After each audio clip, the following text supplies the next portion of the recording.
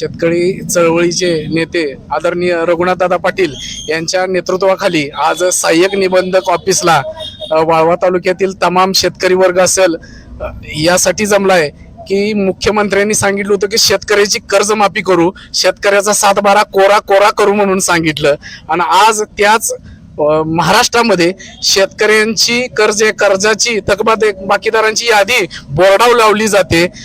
त्यांचं जे कर्जमाफीचं जे धोरण आहे ते चुकीच्या पद्धतीने शेतकऱ्यांची वसुली केली जाते। आज महाराष्ट्रावर बघायला गेलं तर एका बाजूला ओल्या दुष्काळाचं संकट आहे, एका बाजूला महापुराचं संकट आहे, पण या बँकांच्या पतसंस्थांच्या माध्यमातून शेतकऱ्याची लुबाडणूक चालू आहे। नीरव मोदी असेल, अंदानी अंबानी असतील, यांचं कुठं कर्जमाफी करताना कुठं त्यांचं बोर्डावर नाव लावलं गेलं नाही, पण सर्वसामान्य शेतकऱ्याचं नाव बोर्डावर लावण्याचं पाप इथल्या पतसंस्था करताय, तिथलं AR ऑफिस करताय। त्याच्यानंतर आज बघायला गेलं तर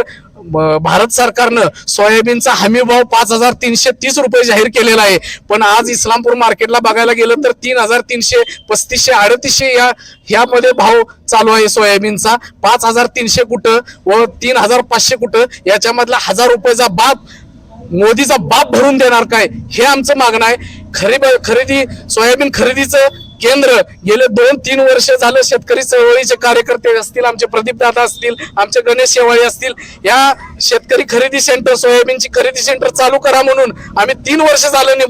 या निबंधकांच्याकडे मागणी करतोय, कृषी उत्पन्न बाजार समितीकडे मागणी करतोय, तहसीलदाराकडे मागणी करतोय, पण जे इथलं प्रशासन आहे ते मुख्याचं बहिऱ्याचं सोंग घेतंय व शेतकऱ्यांना लुटण्याचा डाव हा हाणून पाडण्यासाठी सर्व शेतकरी चळवळीतले कार्यकर्ते रघुनाथदादांच्या नेतृत्वात सहाय्यक निबंधकांना आम्ही जाब विचारणार आहे व शेतकरीची चळवळीची ताकद आम्ही दाखवून देणार आहे।